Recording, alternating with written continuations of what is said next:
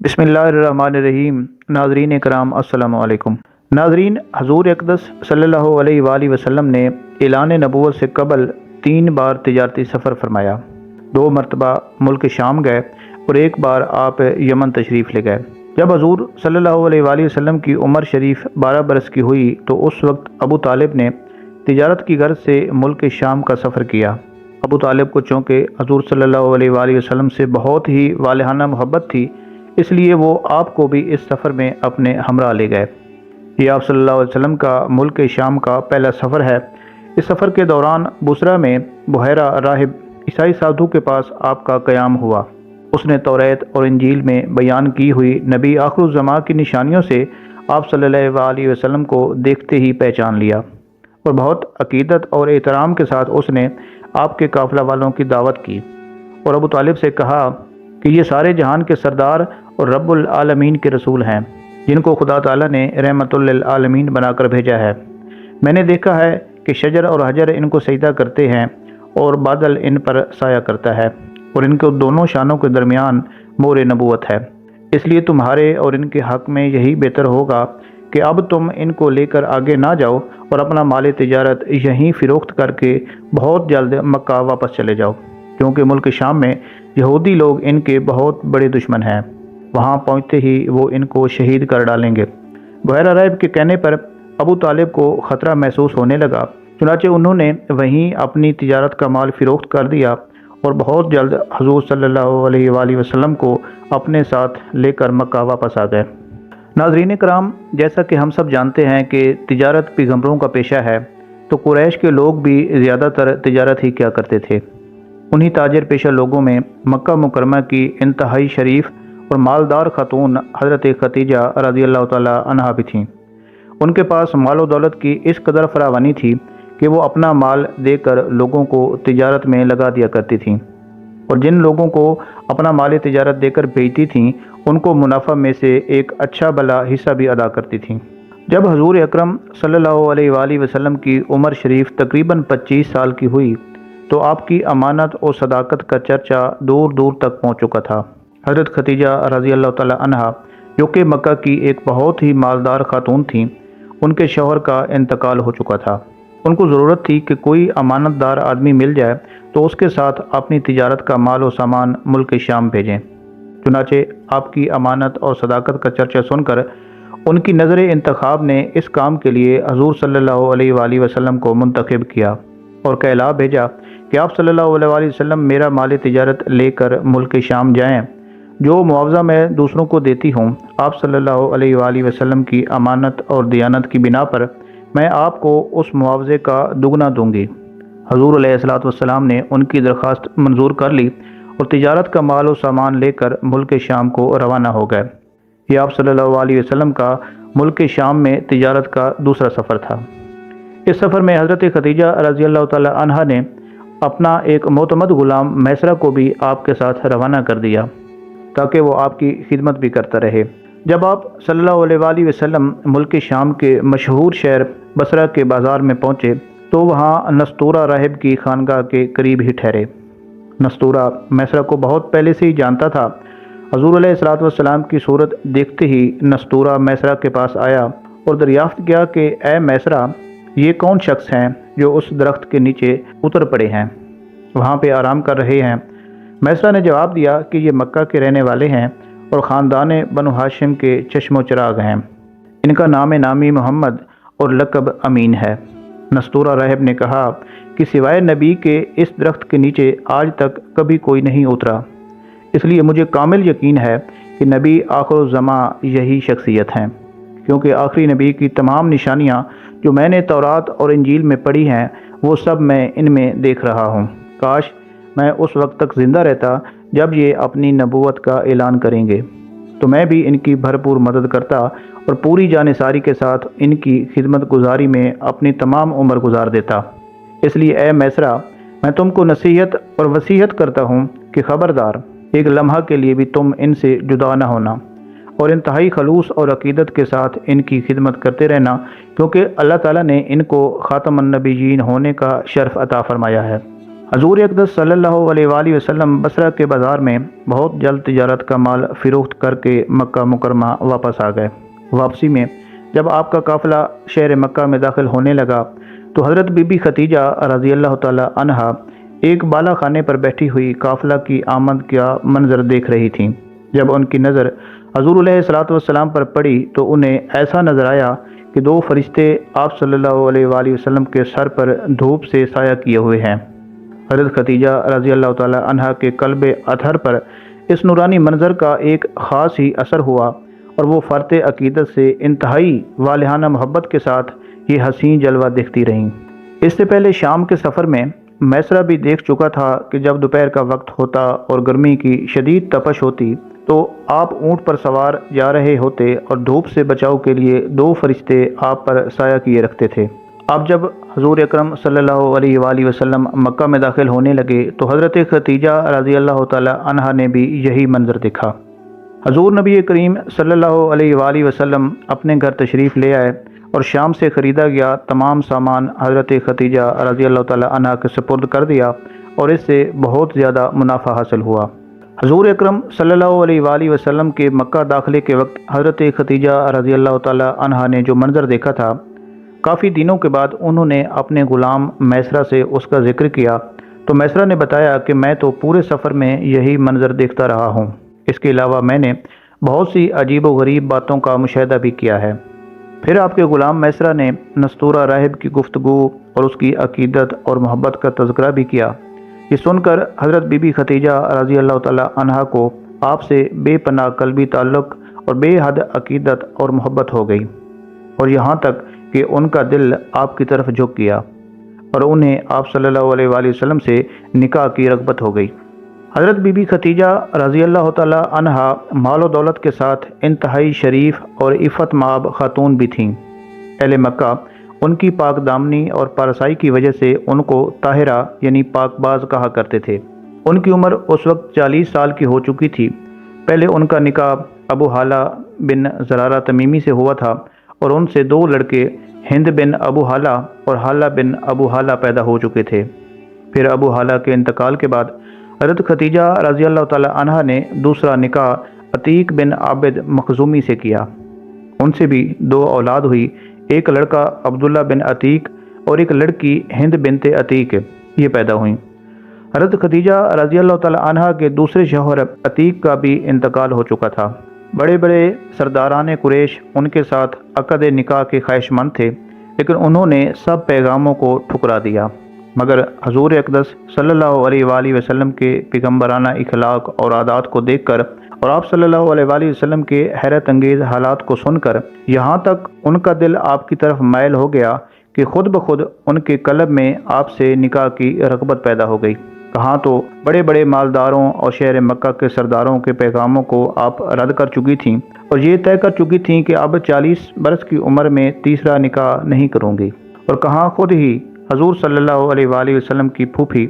حضرت صفیہ رضی اللہ تعالی عنہا کو بلایا، جو کہ ان کے بھائی عوام بن خویلد کی بیوی تھیں، یعنی حضور صلی اللہ علیہ وآلہ وسلم کی پھوپھی صفیہ رضی اللہ تعالی عنہا حضرت ختیجہ کی بھابھی تھیں۔ ان سے حضور صلی اللہ علیہ وآلہ وسلم کے کچھ ذاتی حالات کے بارے میں مزید معلومات حاصل کیں۔ پھر نفیسہ بنت امیہ کے ذریعے خود ہی حضور علیہ الصلوۃ والسلام کے پاس نکاح کا پیغام بھیجا۔ مشہور امام سیرت محمد بن اسحاق نے لکھا ہے کہ اس رشتہ کو پسند کرنے کی جو وجہ حضرت ختیجہ رضی اللہ تعالی عنہا نے خود حضور علیہ الصلوۃ والسلام سے بیان کی ہے، وہ خود ان کے الفاظ میں یہ ہے: انی قد رغبت فیک لحسن خلقک و صدق حدیثک، یعنی میں نے آپ صلی اللہ علیہ وآلہ وسلم کے اچھے اخلاق اور آپ کی سچائی کی وجہ سے آپ کو پسند کیا۔ چنانچہ نکاح کا پیغام ملنے کے بعد حضور صلی اللہ علیہ وآلہ وسلم نے اس رشتہ کو اپنے چچا ابو طالب اور خاندان کے دوسرے بڑے بوڑھوں کے سامنے پیش کیا۔ بھلا حضرت ختیجہ رضی اللہ تعالی عنہا جیسی پاک دامن، شریف، عقل مند اور مالدار عورت سے شادی کرنے کو کون نہ کہتا۔ سارے خاندان والوں نے نہایت خوشی کے ساتھ اس رشتہ کو منظور کر لیا اور نکاح کی تاریخ مقرر ہوئی۔ حضور علیہ الصلوۃ والسلام حضرت حمزہ رضی اللہ تعالی عنہ، ابو طالب اور اپنے دیگر چچاؤں اور خاندان کے دوسرے افراد اور شرفائے بنی ہاشم اور سرداران مضر کو اپنی بارات میں لے کر حضرت بی بی خدیجہ رضی اللہ تعالی عنہا کے مکان پر تشریف لے گئے اور نکاح ہوا۔ اس نکاح کے وقت ابو طالب نے نہایت ہی فصیح و بلیغ خطبہ پڑھا۔ اس خطبہ سے بہت اچھی طرح اس بات کا اندازہ ہو جاتا ہے کہ اعلان نبوت سے پہلے آپ صلی اللہ علیہ وسلم کے خاندانی بڑے بوڑھوں کا آپ صلی اللہ علیہ وآلہ وسلم کے متعلق کیسا خیال تھا اور آپ کے اخلاق اور عادات نے ان لوگوں پر کیسا اثر ڈالا تھا۔ ابو طالب کے اس خطبہ کا ترجمہ یہ ہے: تمام تعریفیں اس خدا کے لیے ہیں جس نے ہم لوگوں کو حضرت ابراہیم علیہ السلام کی نسل اور حضرت اسماعیل علیہ السلام کی اولاد میں بنایا اور ہم کو ماد اور مضر کے خاندانوں میں پیدا فرمایا اور اپنے گھر یعنی خانہ کعبہ کا نگہبان اور اپنے حرم کا منتظم بنایا اور ہم کو علم اور حکمت والا گھر اور امن والا حرم عطا فرمایا اور ہم کو لوگوں پر حاکم بنایا۔ یہ میرے بھائی کا فرزند محمد بن عبداللہ ہے۔ یہ ایک ایسا جوان ہے کہ قریش کے جس شخص کا بھی اس کے ساتھ موازنہ کیا جائے یہ اس سے ہر شان میں بڑا ہوا ہی رہے گا۔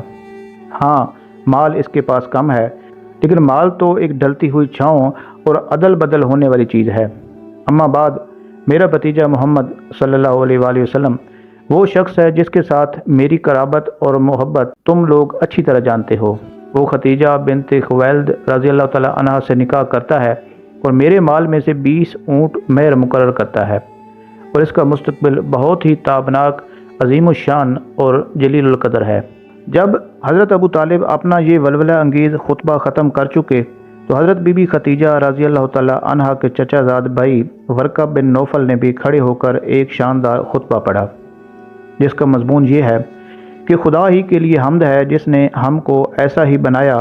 جیسا کہ اے ابو طالب آپ نے ذکر کیا، اور ہمیں وہ تمام فضیلتیں عطا ہوئی ہیں جن کو آپ نے شمار کیا۔ بلا شبہ ہم لوگ عرب کے پیشوا اور سردار ہیں اور آپ لوگ بھی تمام فضائل کے اہل ہیں۔ کوئی قبیلہ آپ لوگوں کے فضائل کا انکار نہیں کر سکتا اور کوئی شخص آپ لوگوں کے فخر و شرف کو رد نہیں کر سکتا، اور بے شک ہم لوگوں نے نہایت ہی رغبت کے ساتھ آپ لوگوں کے ساتھ ملنے اور رشتہ میں شامل ہونے کو پسند کیا۔ لہٰذا اے قریش، تم گواہ رہو کہ خدیجہ بنت خویلد رضی اللہ تعالی عنہا کو میں نے محمد بن عبداللہ صلی اللہ علیہ وآلہ وسلم کی زوجیت میں دے دیا اور 400 مسکال مہر کے بدلے۔ غرض حضرت بی بی خدیجہ رضی اللہ تعالی عنہا کے ساتھ حضور علیہ الصلوۃ والسلام کا نکاح ہو گیا اور حضور محبوب خدا صلی اللہ علیہ وآلہ وسلم کا خانہ معیشت اس دواجی زندگی کے ساتھ آباد ہو گیا۔ حضرت بی بی خدیجہ رضی اللہ تعالی عنہا تقریباً 25 برس تک حضور علیہ الصلوۃ والسلام کی خدمت میں رہیں اور ان کی زندگی میں حضور صلی اللہ علیہ وآلہ وسلم نے کوئی دوسرا نکاح نہیں فرمایا، اور حضور صلی اللہ علیہ وآلہ وسلم کے ایک فرزند حضرت ابراہیم رضی اللہ تعالی عنہ کے سوا باقی آپ کی تمام اولاد حضرت خدیجہ رضی اللہ تعالی عنہا ہی کے بطن سے پیدا ہوئی۔ حضرت خدیجہ رضی اللہ تعالی عنہا نے اپنی ساری دولت حضور علیہ الصلوۃ والسلام کے قدموں پر قربان کر دی اور اپنی تمام عمر حضور علیہ الصلوۃ والسلام کی غم گساری اور خدمت گزاری میں نثار کر دی۔ ام المومنین حضرت خدیجہ رضی اللہ تعالی عنہا سے نکاح کے وقت حضور نبی کریم صلی اللہ علیہ وآلہ وسلم کی عمر مبارک 25 سال تھی، جبکہ حضرت خدیجہ رضی اللہ تعالی عنہا کی عمر مبارک 40 سال تھی۔ حضور نبی کریم صلی اللہ علیہ وآلہ وسلم کی راست بازی اور امانت اور دیانت کی بدولت خداوند عالم نے آپ صلی اللہ علیہ وآلہ وسلم کو اس قدر مقبول خلائق بنا دیا اور عقل سلیم اور بے مثال دانائی کا ایسا عظیم جوہر عطا فرما دیا کہ کم عمری میں ہی آپ صلی اللہ علیہ وآلہ وسلم نے عرب کے بڑے بڑے سرداروں کے جھگڑوں کا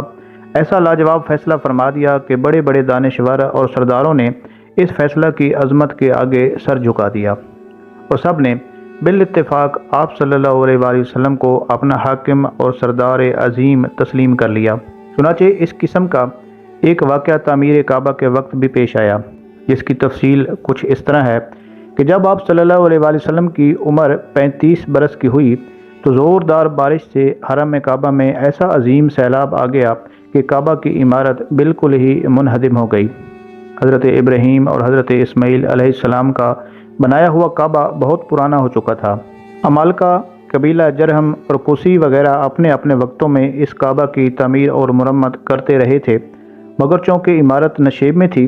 اس لیے پہاڑوں سے برساتی پانی کے بہاؤ کا زوردار دھارا وادی مکہ میں ہو کر گزرتا تھا اور اکثر حرم کعبہ میں سیلاب آ جاتا تھا۔ کعبہ کی حفاظت کے لیے بالائی حصہ میں قریش نے کئی بند بھی بنائے ہوئے تھے، مگر وہ بند بار بار بارش کے زوردار پانی سے ٹوٹ جاتے تھے۔ اس لیے قریش نے یہ طے کیا کہ عمارت کو ڈھا کر پھر سے کعبہ کی ایک مضبوط عمارت بنائی جائے، جس کا دروازہ بلند ہو اور چھت بھی بلند ہو۔ چنانچہ قریش نے مل جل کر کام شروع کر دیا۔ اس تعمیر میں حضور علیہ السلام بھی شریک ہوئے اور سرداران قریش کے دوش بدوش پتھر اٹھا اٹھا کر لاتے رہے۔ مختلف قبیلوں نے تعمیر کے لیے مختلف حصے آپس میں تقسیم کر لیے۔ جب عمارت حجر اسود تک پہنچ گئی تو قبائل میں ایک سخت جھگڑا کھڑا ہو گیا۔ ہر قبیلہ یہی چاہتا تھا کہ ہم ہی حجر اسود کو اٹھا کر دیوار میں نصب کریں تاکہ ہمارے قبیلہ کے لیے یہ فخر اور اعزاز کا باعث بن جائے۔ اسی کشمکش میں 4 دن گزر گئے،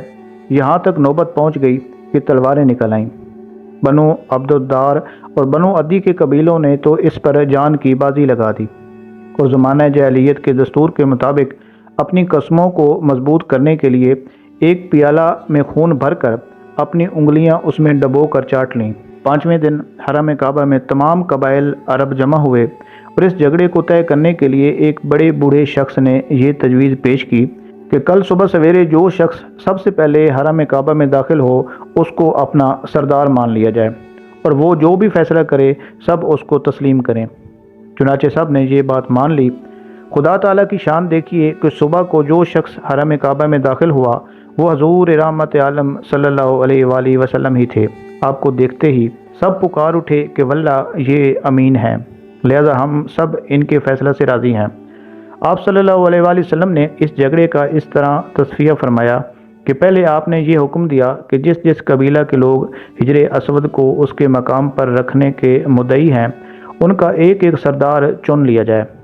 چنانچہ ہر قبیلہ والوں نے اپنا اپنا سردار چن لیا۔ پھر حضور علیہ السلام نے اپنی چادر مبارک کو بچھا کر حجر اسود کو اس پر رکھا اور سرداروں کو حکم دیا کہ سب لوگ اس چادر کو تھام کر مقدس پتھر کو اٹھائیں۔ چنانچہ سب سرداروں نے چادر کو اٹھایا اور جب حجر اسود اس مقام تک پہنچ گیا تو حضور علیہ السلام نے اپنے متبرک ہاتھوں سے اس مقدس پتھر کو اٹھا کر اس کی جگہ پر رکھ دیا۔ اس طرح ایک خون ریز لڑائی ٹل گئی جس کے نتیجے میں نامعلوم کتنا خون خرابہ ہوتا۔ ناظرین کرام، اعلان نبوت سے قبل جو لوگ حضور علیہ السلام کے مخصوص احباب اور رفقا تھے وہ سب نہایت ہی بلند اخلاق، عالی مرتبہ، ہوش مند اور باوقار لوگ تھے۔ ان میں سب سے زیادہ مقرب حضرت ابوبکر صدیق رضی اللہ تعالی عنہ تھے، جو برسوں آپ صلی اللہ علیہ وآلہ وسلم کے ساتھ وطن اور سفر میں رہے اور تجارت نیز دوسرے کاروباری معاملات میں بھی ہمیشہ آپ صلی اللہ علیہ وآلہ وسلم کے شریک کارزار رہے۔ اسی طرح حضرت خدیجہ رضی اللہ تعالی عنہ کے چچا زاد بھائی حضرت حکیم بن حزام رضی اللہ تعالی عنہ، جو قریش کے نہایت ہی معزز رئیس تھے اور جن کا ایک خصوصی شرف یہ ہے کہ ان کی ولادت خانہ کعبہ کے اندر ہوئی تھی، یہ بھی حضور علیہ السلام کے مخصوص احباب میں خصوصی امتیاز رکھتے تھے۔ حضرت زماد بن سولبہ رضی اللہ عنہ، جو زمانہ جاہلیت میں طب اور جراحی کا پیشہ اختیار کیے ہوئے تھے، یہ بھی احباب خاص میں شامل تھے۔ حضور علیہ السلام کے اعلان نبوت کے بعد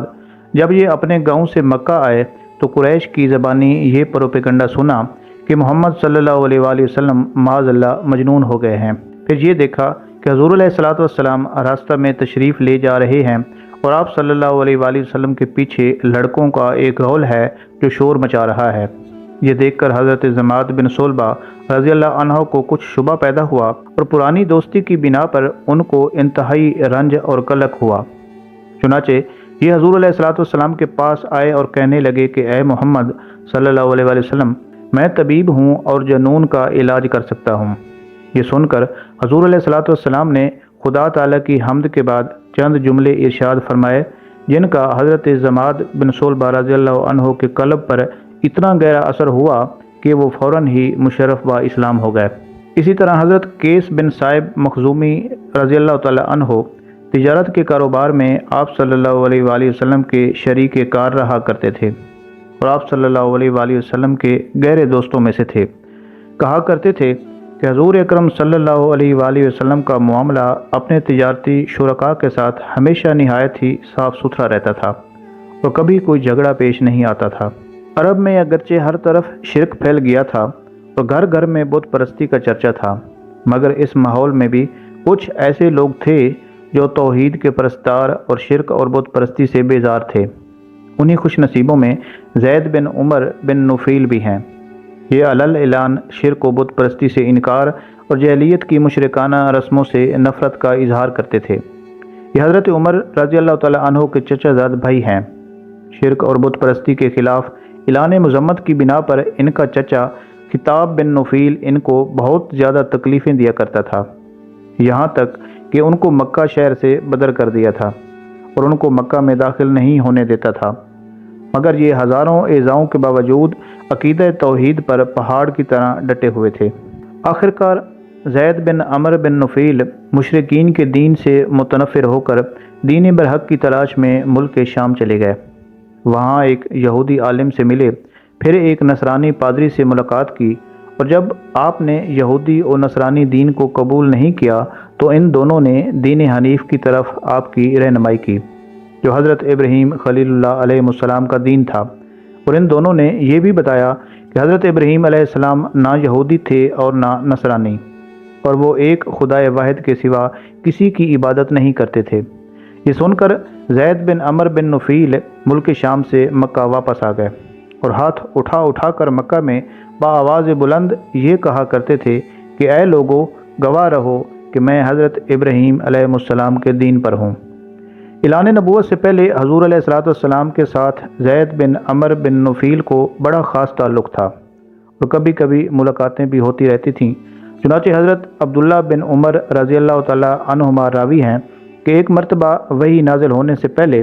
حضور علیہ السلام کے مقام بلدہ کی ترائی میں زید بن عمر بن نفیل سے ملاقات ہوئی۔ انہوں نے حضور علیہ السلام کے سامنے دسترخوان پر کھانا پیش کیا۔ جب حضور علیہ السلام نے کھانا کھانے سے انکار کر دیا تو زید بن عمر بن نفیل کہنے لگے کہ میں بتوں کے نام پر ذبح کیے ہوئے جانوروں کا گوشت نہیں کھاتا،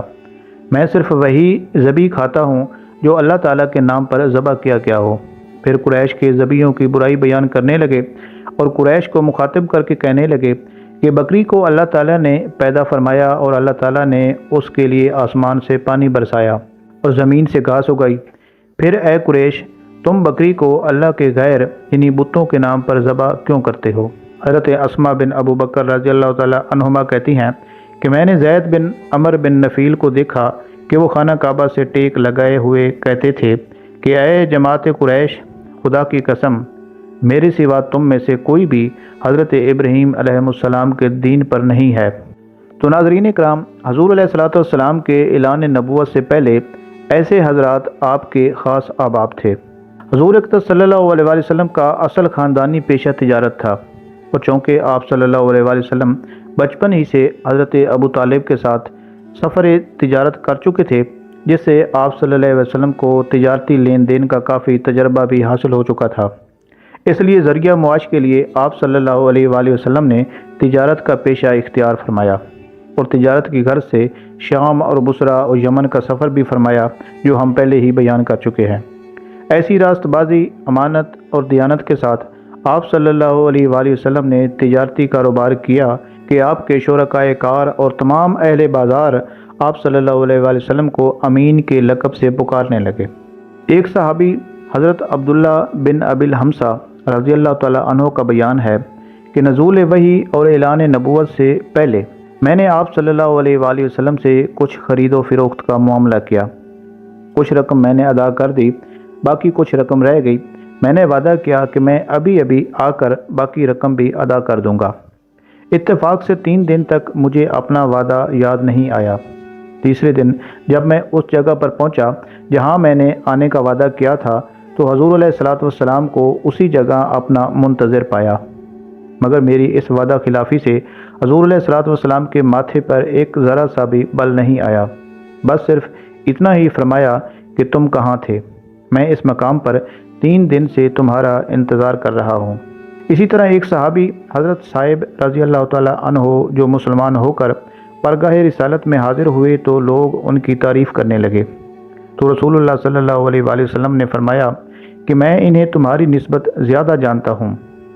حضرت صاحب رضی اللہ تعالیٰ عنہ کہتے ہیں کہ میں عرض گزار ہوا کہ میرے ماں باپ آپ صلی اللہ علیہ وآلہ وسلم پر فدا ہوں۔ آپ نے سچ فرمایا۔ اعلان نبوت سے پہلے آپ صلی اللہ علیہ وآلہ وسلم میرے شریک تجارت تھے، اور کیا ہی اچھے شریک تھے، آپ نے کبھی لڑائی جھگڑا نہیں کیا۔ ناظرین کرام، ہمارے پیارے نبی حضور اقدس صلی اللہ علیہ وآلہ وسلم انتہائی غیر معمولی کردار کے حامل تھے۔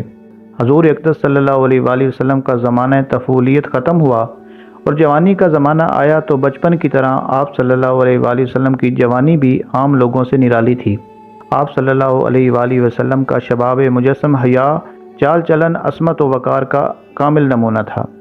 اعلان نبوت سے قبل حضور علیہ الصلوۃ والسلام کی تمام زندگی بہترین اخلاق اور عادات کا خزانہ تھی۔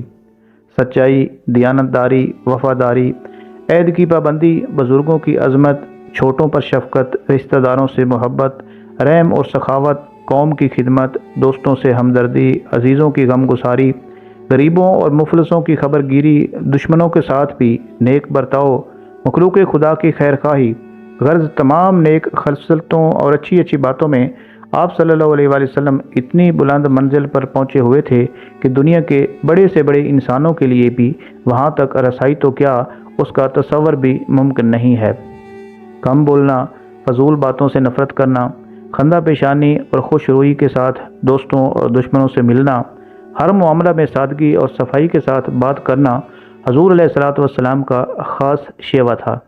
آپ صلی اللہ علیہ وآلہ وسلم کی راست بازی اور امانت اور دیانت کا پورے عرب میں شہرا تھا، اور مکہ کے ہر چھوٹے بڑے کے دلوں میں آپ صلی اللہ علیہ وآلہ وسلم کے برگزیدہ اخلاق کا اعتبار اور سب کی نظروں میں آپ صلی اللہ علیہ وآلہ وسلم کا ایک خاص وقار تھا۔ بچپن سے تقریباً 40 برس کی عمر شریف ہو گئی، لیکن زمانہ جاہلیت کے ماحول میں رہنے کے باوجود تمام مشرکانہ رسوم اور جاہلانہ اطوار سے ہمیشہ آپ صلی اللہ علیہ وسلم کا دامن عصمت پاک ہی رہا۔ مکہ شرک و بت پرستی کا بڑا مرکز تھا۔ خود خانہ کعبہ میں 360 بتوں کی پوجا ہوتی تھی۔ آپ صلی اللہ علیہ وآلہ وسلم کے خاندان والے ہی خانہ کعبہ کے متولی اور سجادہ نشین تھے، لیکن اس کے باوجود آپ صلی اللہ علیہ وسلم نے کبھی بھی بتوں کے آگے سر نہیں جھکایا۔ جب حضور انور صلی اللہ علیہ وآلہ وسلم کی مقدس زندگی کا 40واں سال شروع ہوا تو ناگہاں آپ صلی اللہ علیہ وآلہ وسلم کی ذات اقدس میں ایک نیا انقلاب رونما ہو گیا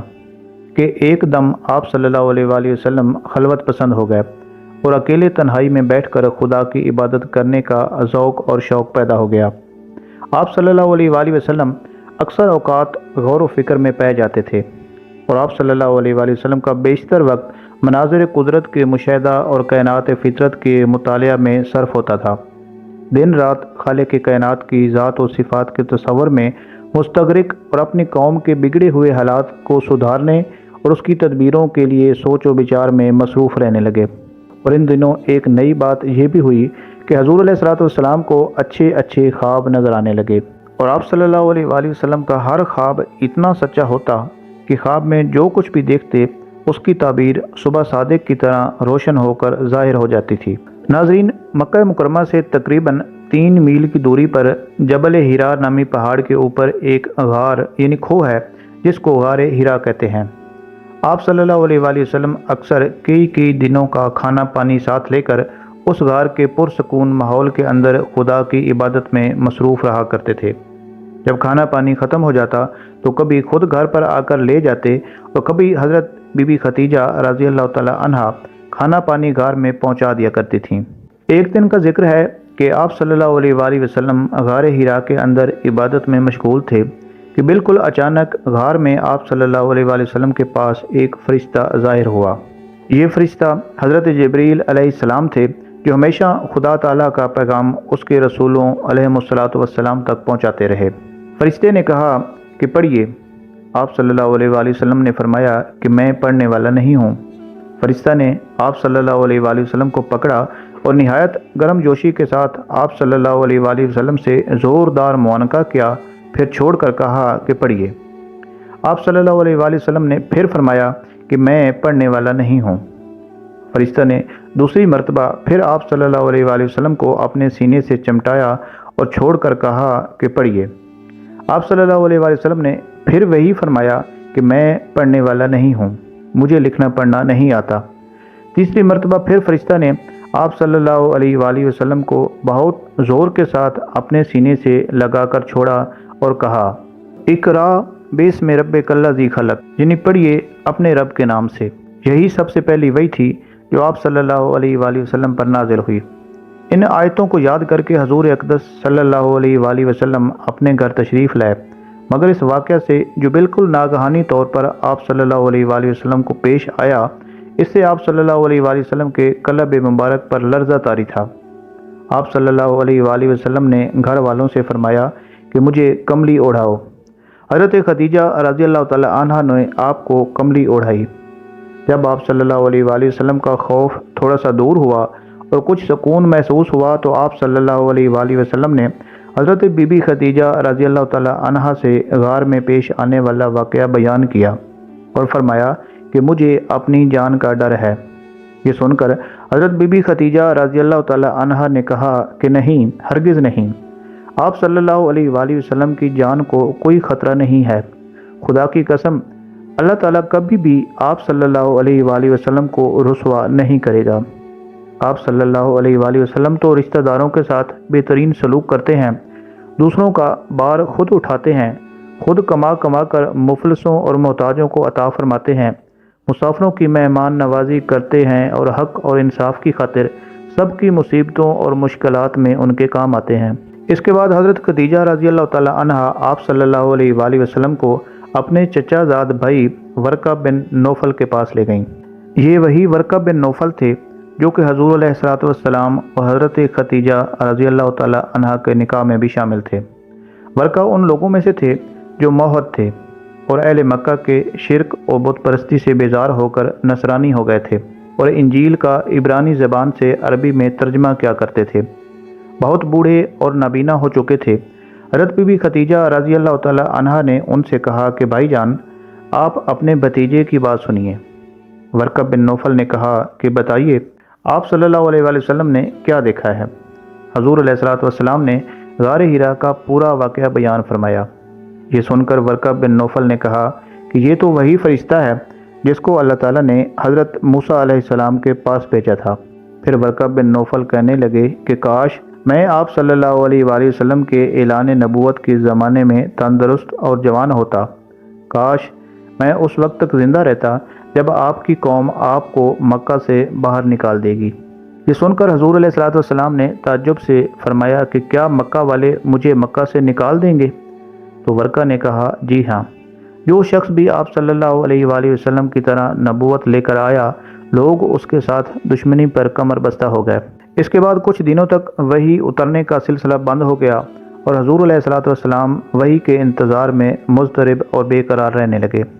یہاں تک کہ ایک دن حضور علیہ الصلوۃ والسلام کہیں گھر سے باہر تشریف لے جا رہے تھے کہ کسی نے یا محمد صلی اللہ علیہ وآلہ وسلم کہہ کر پکارا۔ آپ صلی اللہ علیہ وآلہ وسلم نے آسمان کی طرف سر اٹھا کر دیکھا تو یہ نظر آیا کہ وہی فرشتہ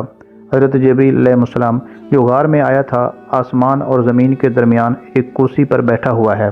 یہ منظر دیکھ کر آپ صلی اللہ علیہ وآلہ وسلم کے قلب مبارک میں ایک خوف کی کیفیت پیدا ہو گئی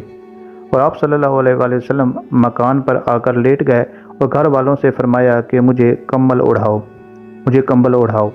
چنانچہ آپ صلی اللہ علیہ وآلہ وسلم کمبل اوڑھ کر لیٹے ہوئے تھے کہ ناگہاں آپ صلی اللہ علیہ وآلہ وسلم پر سورہ مدثر کی ابتدائی آیات نازل ہوئیں اور رب تعالیٰ کا فرمان اتر پڑا کہ یعنی اے بالا پوش اوڑھنے والے، کھڑے ہو جاؤ، پھر ڈر سناؤ اور اپنے رب ہی کی بڑائی بولو اور اپنے کپڑے پاک رکھو اور بتوں سے دور رہو۔ ان آیات کے نزول کے بعد حضور علیہ الصلوۃ والسلام کو خداوند قدوس نے دعوت اسلام کے منصب پر مامور فرما دیا اور آپ خداوند تعالیٰ کے حکم کے مطابق دعوت حق اور تبلیغ اسلام کے لیے کمر بستہ ہو گئے۔ ناظرین اکرام، منصب نبوت پر فیض ہونے کے بعد حضور صلی اللہ علیہ وآلہ وسلم کے دعوت اسلام کے 3 دور ہوئے۔ پہلا دور جس میں 3 برس تک حضور اقدس صلی اللہ علیہ وآلہ وسلم انتہائی پوشیدہ طور پر نہایت رازداری کے ساتھ تبلیغ اسلام کا فرض ادا فرماتے رہے۔ اس درمیان میں عورتوں میں سب سے پہلے حضرت بی بی خدیجہ رضی اللہ تعالی عنہا، اور آزاد مردوں میں سب سے پہلے حضرت ابو بکر صدیق رضی اللہ تعالی عنہ، اور لڑکوں میں سب سے پہلے حضرت علی کرم اللہ وجہ، اور غلاموں میں سب سے پہلے زید بن حارثہ رضی اللہ تعالی عنہ ایمان لائے۔ پھر حضرت ابو بکر صدیق رضی اللہ تعالی عنہ کی دعوت و تبلیغ سے حضرت عثمان، حضرت زبیر بن العوام، حضرت عبد الرحمن بن عوف، حضرت سعد بن ابی وقاص، حضرت طلحہ بن عبید اللہ رضی اللہ تعالی عنہم بھی جلد ہی دامن اسلام میں آ گئے۔ پھر چند دنوں کے بعد حضرت ابو عبیدہ بن الجراح، حضرت ابو سلمہ، عبداللہ بن عبد الاسد، حضرت ارقم بن ابو ارقم، حضرت عثمان بن مظعون اور ان کے دونوں بھائی حضرت قدامہ اور حضرت عبداللہ رضی اللہ تعالی عنہم بھی اسلام میں داخل ہو گئے۔ پھر کچھ مدت کے بعد حضرت ابو ذر غفاری، حضرت صہیب رومی، حضرت عبیدہ بن الحارث بن عبد المطلب، سعید بن زید بن عمر بن نفیل اور ان کی بیوی فاطمہ بنت خطاب، حضرت عمر رضی اللہ تعالی عنہ کی جو بہن بھی تھیں، انہوں نے بھی اسلام قبول کر لیا۔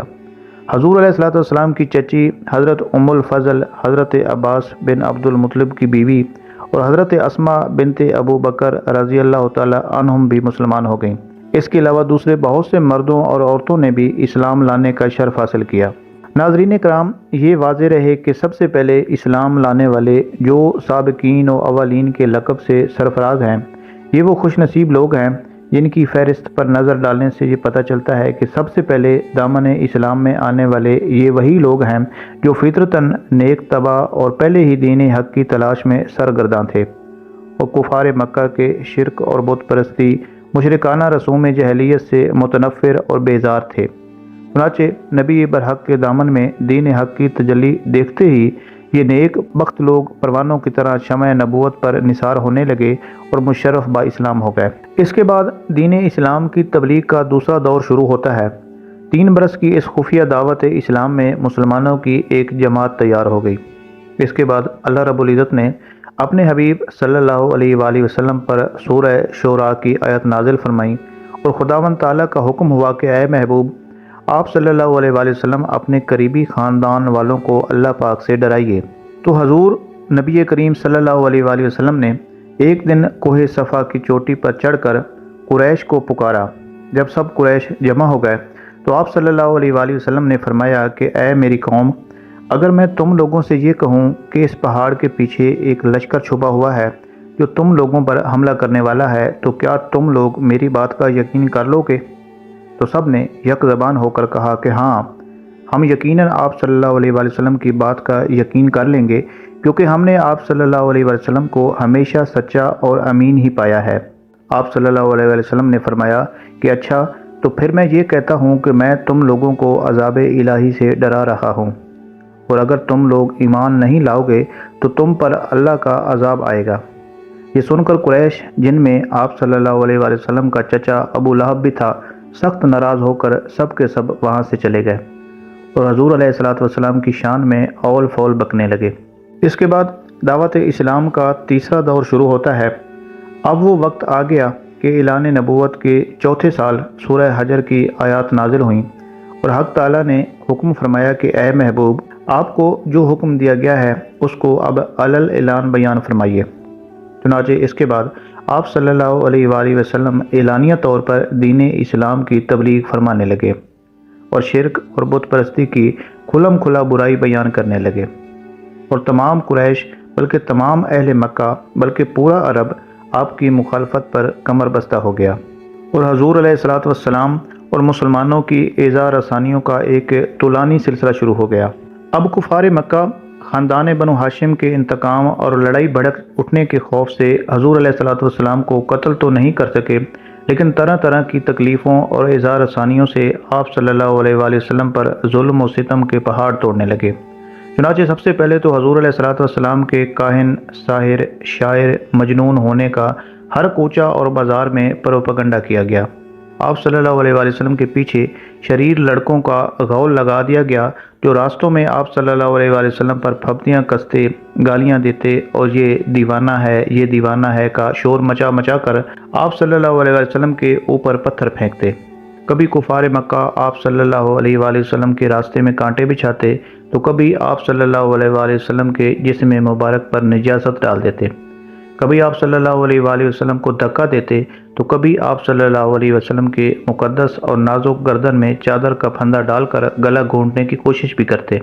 چنانچہ روایت ہے کہ ایک مرتبہ آپ صلی اللہ علیہ وآلہ وسلم حرم کعبہ میں نماز پڑھ رہے تھے کہ ایک سنگ دل کافر عقبہ بن ابی معیط نے آپ صلی اللہ علیہ وآلہ وسلم کے گلے میں چادر کا پھندا ڈال کر اس قدر زور سے کھینچا کہ آپ صلی اللہ علیہ وآلہ وسلم کا دم گھٹنے لگا۔ چنانچہ یہ منظر دیکھ کر حضرت ابوبکر صدیق رضی اللہ تعالی عنہ بے قرار ہو کر دوڑ پڑے اور عقبہ بن ابی معیط کو دھکا دے کر دفع کیا اور کہا کہ کیا تم لوگ ایسے آدمی کو قتل کرتے ہو جو یہ کہتا ہے کہ میرا رب اللہ ہے؟ چنانچہ اسی دکم دھکا میں حضرت ابوبکر صدیق رضی اللہ تعالی عنہ نے کفار کو مارا بھی اور کفار کی مار بھی کھائی۔ کفار مکہ آپ صلی اللہ علیہ وآلہ وسلم کے معجزات اور روحانی تاثیرات اور تصرفات کو دیکھ کر آپ صلی اللہ علیہ وآلہ وسلم کو سب سے بڑا جادوگر کہتے۔ جب حضور علیہ السلام قرآن شریف کی تلاوت فرماتے تو یہ کفار قرآن اور قرآن کو لانے والے یعنی جبریل اور قرآن کو نازل کرنے والے اللہ تعالیٰ کو بھی اور آپ صلی اللہ علیہ وآلہ وسلم کو بھی معاذ اللہ گالیاں دیتے اور گلی کوچوں میں پہرا بٹھا دیتے کہ قرآن کی آواز کسی کے کان میں نہ پڑنے پائے، اور تالیاں پیٹ پیٹ کر اور سیٹیاں بجا بجا کر اس قدر شور و غل مچاتے کہ قرآن کی آواز کسی کو سنائی نہیں دیتی تھی۔ حضور علیہ السلام جب کہیں کسی عام مجمع میں یا کفار کے میلوں میں قرآن پڑھ کر سناتے یا دعوت ایمان کا واعظ فرماتے تو آپ صلی اللہ علیہ وآلہ وسلم کا چچا ابو لہب آپ صلی اللہ علیہ وآلہ وسلم کے پیچھے چلا چلا کر کہتا جاتا تھا کہ اے لوگو، یہ میرا بھتیجا معاذ اللہ جھوٹا ہے، یہ دیوانہ ہو گیا ہے، تم لوگ اس کی کوئی بات نہ سنو۔ ایک مرتبہ حضور علیہ السلام ذوالمجاز مجاز کے بازار میں دعوت اسلام کا واعظ فرمانے کے لیے تشریف لے گئے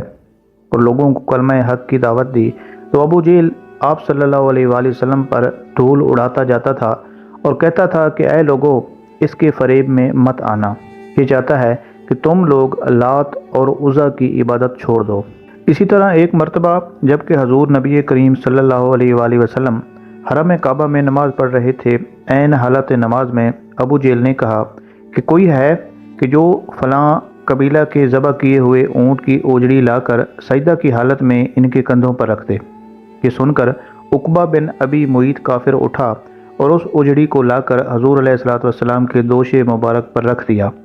حضور صلی اللہ علیہ وآلہ وسلم سجدہ میں تھے، دیر تک اوجڑی کندھے اور گردن پر پڑی رہی اور کفار ٹھٹھا مار مار کر ہنستے رہے اور مارے ہنسی کے ایک دوسرے پر گر گر پڑتے تھے۔ آخر حضرت بی بی فاطمہ سلام اللہ علیہا جو ان دنوں ابھی کمسن لڑکی تھیں آئیں اور ان کافروں کو برا بھلا کہتے ہوئے اس اوجڑی کو آپ صلی اللہ علیہ وآلہ وسلم کے دوش مبارک سے ہٹا دیا۔ حضور صلی اللہ علیہ وآلہ وسلم کے قلب مبارک پر قریش کی اس شرارت سے انتہائی صدمہ گزرا اور نماز سے فارغ ہو کر 3 مرتبہ یہ دعا مانگی کہ اے اللہ، تو قریش کو اپنی گرفت میں پکڑ لے۔ پھر ابو جہل، عتبہ بن ربیعہ، شیبہ بن ربیعہ، ولید بن عتبہ، امیہ بن خلف، عمارہ بن ولید کا نام لے کر دعا مانگی کہ الہی تو ان لوگوں کو اپنی گرفت میں لے لے۔ حضرت عبداللہ بن مسعود رضی اللہ تعالیٰ عنہ فرماتے ہیں کہ خدا کی قسم، میں نے ان کافروں کو جنگ بدر کے دن دیکھا کہ ان کی لاشیں زمین پر پڑی ہوئی ہیں، پھر ان سب کفار کی لاشوں کو نہایت ذلت کے ساتھ گھسیٹ کر بدر کے ایک گڑھے میں ڈال دیا گیا،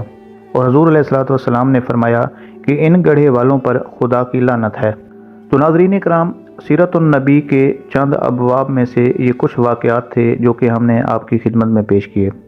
اللہ کریم سے دعا ہے کہ میرا یہ بیان کرنا اور آپ لوگوں کا سننا اپنی بارگاہ اقدس میں قبول فرمائے، اور اللہ کریم مجھے اور آپ سب سننے والے دوستوں کو سنت رسول صلی اللہ علیہ وآلہ وسلم پر عمل کرنے والا بنائے۔ اپنا بہت سا خیال رکھیے گا، دعاؤں میں یاد رکھیے گا۔ اللہ حافظ۔